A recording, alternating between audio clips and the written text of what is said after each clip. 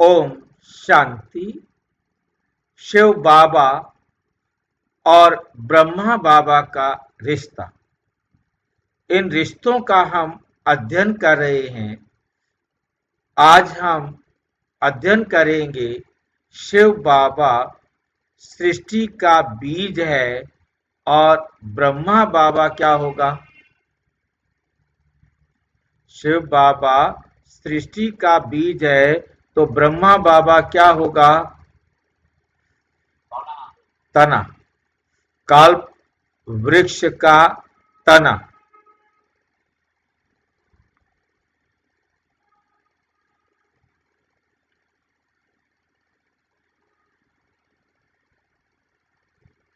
शिव बाबा सृष्टि का बीज और ब्रह्मा बाबा कल्प वृक्ष का तना। इस संबंध का आज हम अनुभव करेंगे। जानिए कैसे होता है विश्व का पुनर्निर्माण, दोबारा निर्माण कैसे होता है इस विश्व का। नंबर 1, सृष्टि रूपी कल्प वृक्ष का रहस्य। ईश्वरीय ज्ञान में विश्व की रचना का एक अद्भुत प्रतीक से समझाया गया है। कल्प वृक्ष जैसे एक पेड़ में बीज, तना, शाखाएं और फल होते हैं, वैसे ही इस सृष्टि वृक्ष में भी हैं। बीज शिव बाबा, तना ब्रह्मा बाबा और शाखाएं हैं धर्म संस्थापक। ये ब्रांचेज हैं, जितने भी धर्म शाखा धर्म संस्थापक हैं वो सभी धर्म पिताएं ब्रांच है, शाखाएं। ये वृक्ष निराकार सृष्टि का जीवित चित्र है।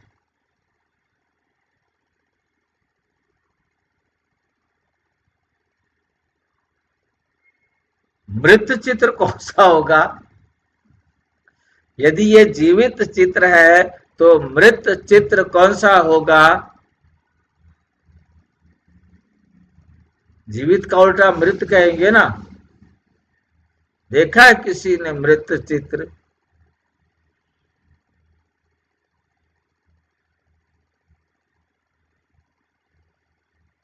कुछ और उल्टा हो सकता है इसका।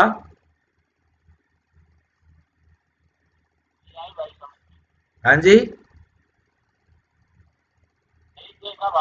नहीं देखा। जीवित का उल्टा क्या होता है।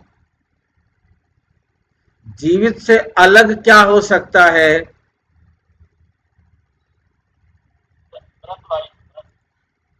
जीवित का उल्टा मृत होता है, परंतु जीवित हम तभी हैं जब आत्मा जीव में प्रवेश करती है। जीवित कब कहा जाता है, जब आत्मा जीव में प्रवेश करती है। इसलिए ऊपर एक शब्द प्रयोग किया है, ये वृक्ष निराकार। आत्मा निराकार है ना।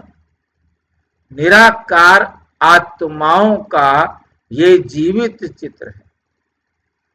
परम धाम में जो है वह हम निराकार आत्माओं का झाड़ है और ये झाड़ है जीव आत्माओं का।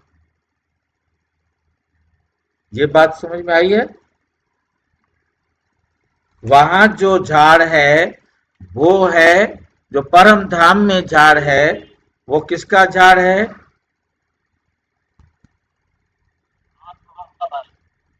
वो है आत्माओं का झाड़। ठीक है कि नहीं। और यहां जो है वो है ये शरीरों का झाड़।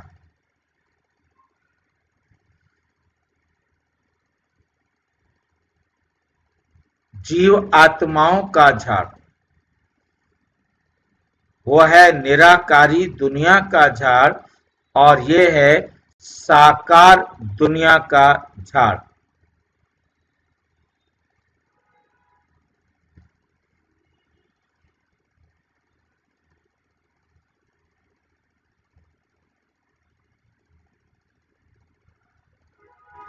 तो हम देख रहे हैं, ये हमारे सामने आया है निराकार आत्माओं का झाड़। परम धाम ब्रह्मलोक कहते हैं जिसको, निर्वाण धाम कहते हैं जिसको, शांति धाम कहते हैं, हम आत्माओं का घर। ये है हमारा निराकार झाड़, और उसके साथ ये है हमारा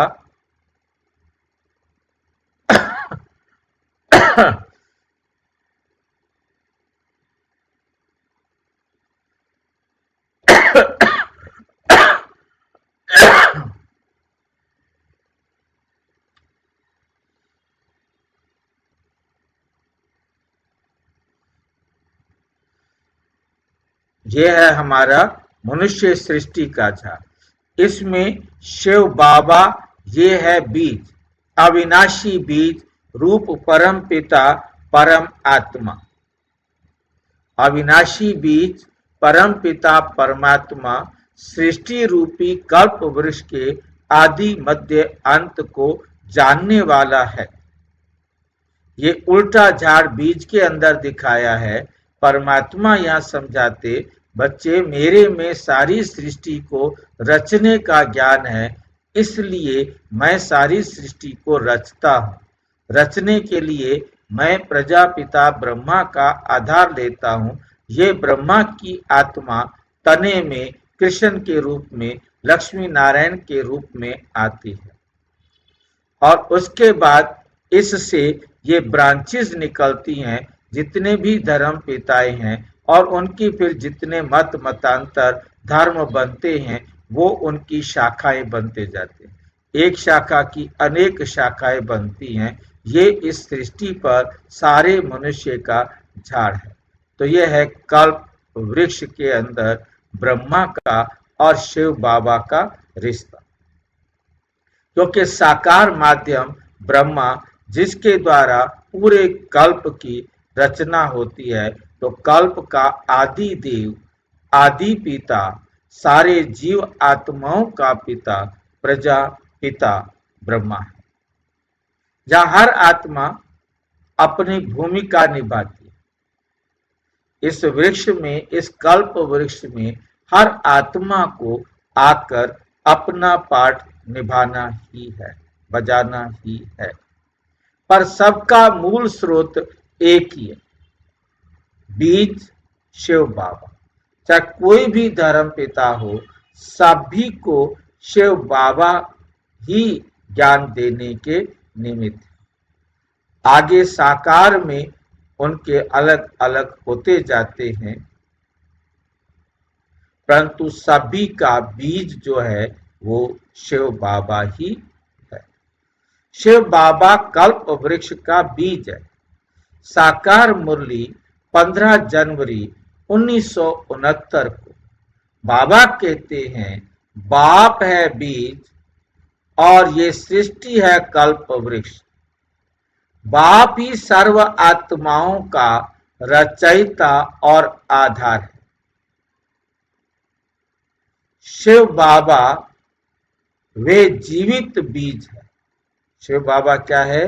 जीवित बीज है, जिससे संपूर्ण मानव सृष्टि का विस्तार होता है। यहां हम बीज के बारे में एक अद्भुत बात जरूर समझ लें। वो बीज जो है खत्म हो जाता है और एक पेड़ की रचना कर देता है। परंतु यहाँ ये बात बहुत अच्छी तरह अपनी बुद्धि में रखनी है, परमात्मा एक ऐसा अविनाशी बीज है जो खुद नष्ट नहीं होता।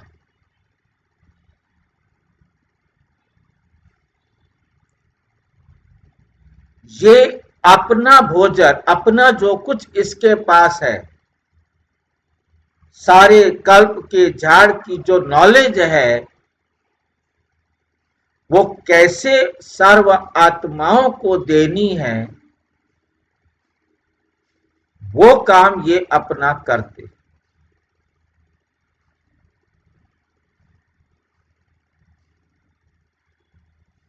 आत्माओं को ज्ञान का बीज बोते, जिसके आधार से वो आत्माएं अपने आप को, अपनी संपन्नता को प्राप्त करती। अपनी संपन्नता को प्राप्त करने का पुरुषार्थ हर आत्मा को खुद करना। जैसे एक बीज में पूरे वृक्ष का ब्लूप्रिंट छिपा होता है, इसी प्रकार शिव बाबा कहते, मेरे अंदर भी सारे वृक्ष को जन्म देने का क्या है, ज्ञान है, समझ है, और मैं उस ज्ञान और समझ के आधार से कल्प वृक्ष की रचना करने में निमित्त बनता हूं।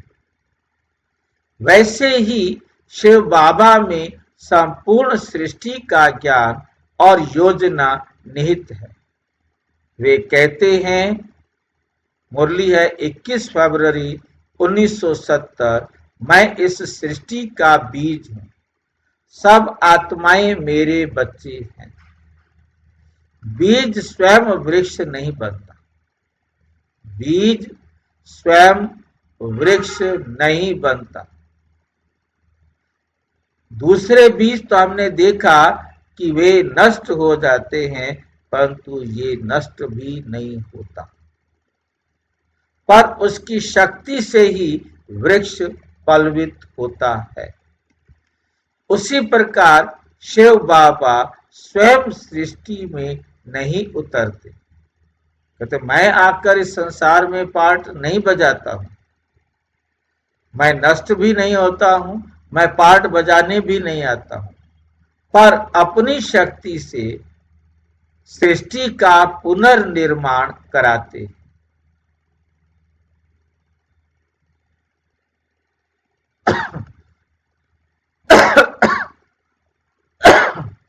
ब्रह्मा बाबा सृष्टि वृक्ष का तना, द ट्रंक। अव्यक्त मुरली 18 जनवरी 1969, जिस दिन बाबा अव्यक्त हुए।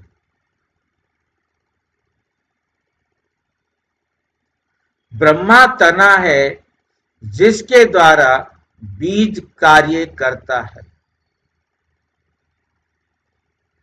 ब्रह्मा बाबा तना है जिसके द्वारा बीज कार्य करता है।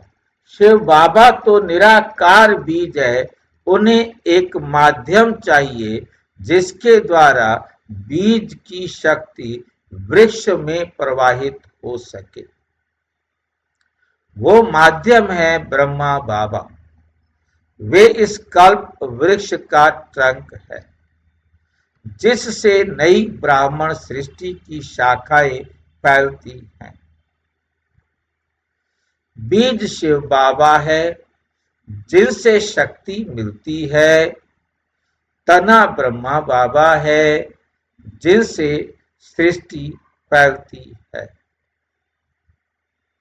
शाखाएं ब्राह्मण आत्माएं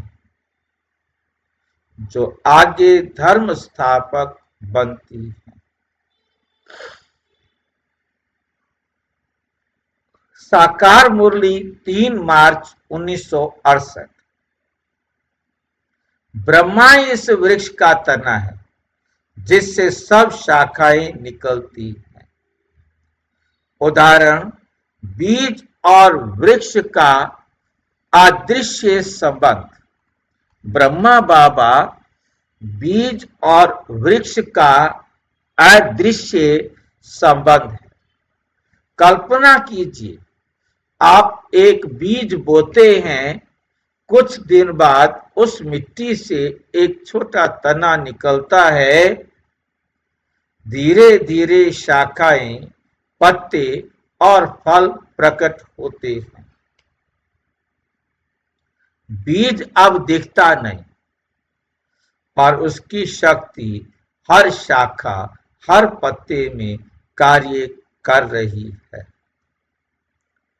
उसी प्रकार शिव बाबा अदृश्य हैं, पर ब्रह्मा बाबा के माध्यम से उनकी शक्ति पूरे ज्ञान वृक्ष में प्रवाहित होती रहती है।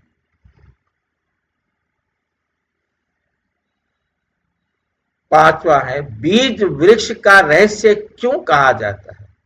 बीज जो है वो वृक्ष का रहस्य क्यों कहा जाता है?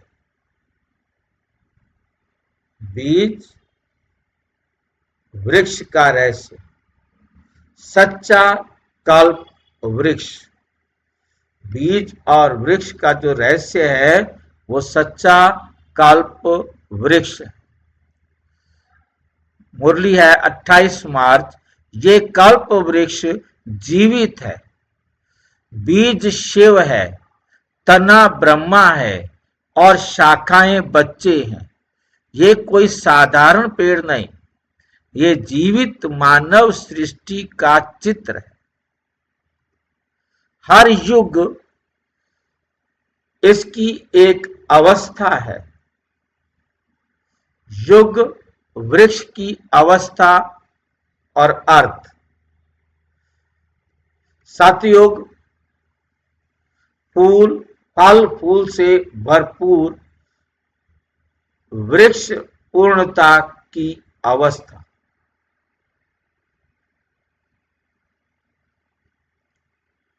सतयुग में क्या होगा? ये फल फूल से भरपूर वृक्ष पूर्णता की अवस्था। त्रेता युग वृक्ष का विस्तार, सुख की स्थिरता। द्वापर युग वृक्ष में विकारों की शाखाएं, धर्मों की शाखाएं नहीं कहा इसको, क्या कहा है? विकारों की शाखाएं। क्यों कहा गया है इनको विकारों की शाखाएं? धर्म पिताओं को विकारों की शाखाएं क्यों कह दिया? कोर्ट में केस डालना पड़ेगा।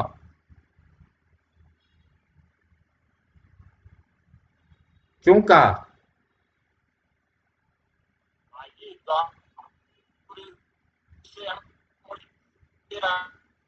आपकी आवाज कट रही है, आज नेटवर्क गड़बड़ है आपका।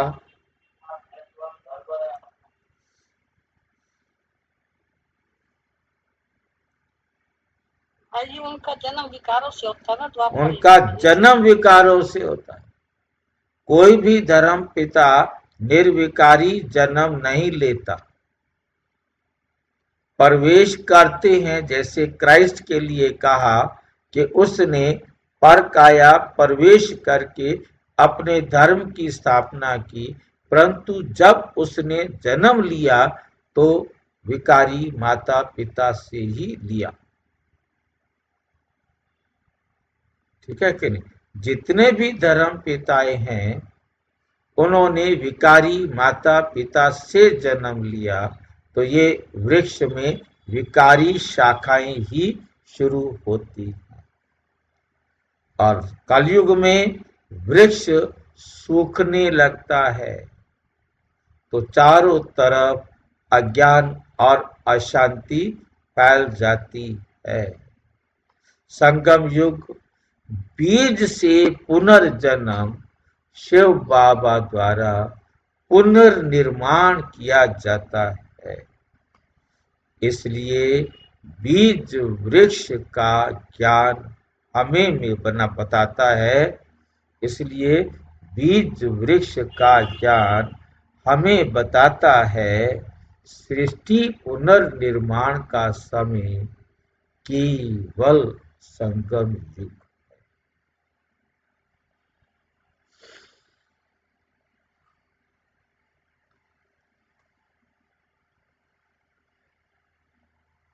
सृष्टि पुनर्निर्माण का समय केवल संगम युग पर ही आता है। ब्रह्मा बाबा बीज से जुड़े रहने का प्रतीक। ब्रह्मा बाबा बीज से जुड़े रहने का प्रतीक। साकार मुरली 8 फरवरी 1970। ब्रह्मा सदा बीज से जुड़ा रहता है, इसलिए उससे सदा शक्ति का प्रवाह होता है। सदा शक्ति का प्रवाह होता है। जैसे तना बीज से निरंतर शक्ति खींचता है, वैसे ही ब्रह्मा बाबा शिव बाबा से निरंतर योग में जुड़े रहते हैं। उनका ये संबंध इतना गहरा था कि हर शब्द, हर कर्म में बीज की शक्ति झलकती थी। हमारे लिए क्या संदेश है? हम आत्माएं भी इस कल्प वृक्ष की शाखाएं हैं। यदि हम बीज से शिव बाबा से जुड़े रहेंगे तो हम निरंतर शक्ति, ज्ञान और शांति या सातों गुण, आठों शक्तियां हमें प्राप्त होते रहेंगे। साकार मुरली 9 जून 1970। जो बच्चे बीज से योग लगाते हैं वे कभी सुख से खाली नहीं रह सकते।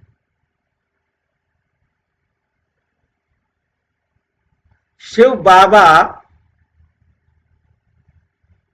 जैसे शाखा तने से और तना बीज से जुड़ा है, वैसे आत्मा ब्रह्मा बाबा और शिव बाबा से योग द्वारा जुड़ी है। तभी जीवन हरा भरा रहेगा। निष्कर्ष, सृष्टि पुनर्निर्माण का दिव्य चित्र, बीज वृक्ष संबंध हमें सिखाता है शिव बाबा सृष्टि के मूल बीज हैं। मूल बीज हैं और ब्रह्मा बाबा उस बीज का जीवित प्रतीक तना है।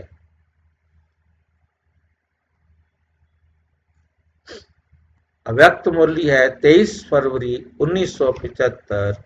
बीज और तना सदा साथ हैं। बीज बिना तना का कार्य नहीं करता। बीज बिना तने के कार्य नहीं करता। ये संबंध बताता है कि परम आत्मा कभी अकेले कार्य नहीं करते। वे सदा अपने माध्यम, इंस्ट्रूमेंट के साथ मिलकर सृष्टि का पुनर्निर्माण करते हैं। और इस समय वही कल्प वृक्ष फिर से विकसित हो रहा है।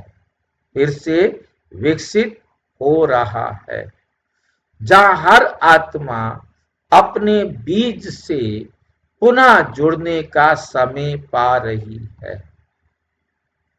अच्छा, ओम शांति। और विस्तार से जानने के लिए प्रजापिता ब्रह्मा कुमारी ईश्वरीय विश्वविद्यालय के किसी भी सेवा केंद्र पर संपर्क करें और यदि कोई प्रश्न है तो 9213106986 पर आरटीआई करें या टेलीग्राम करें 9650692270 पर केवल व्हाट्सएप करें, फोन नहीं। ओम शांति।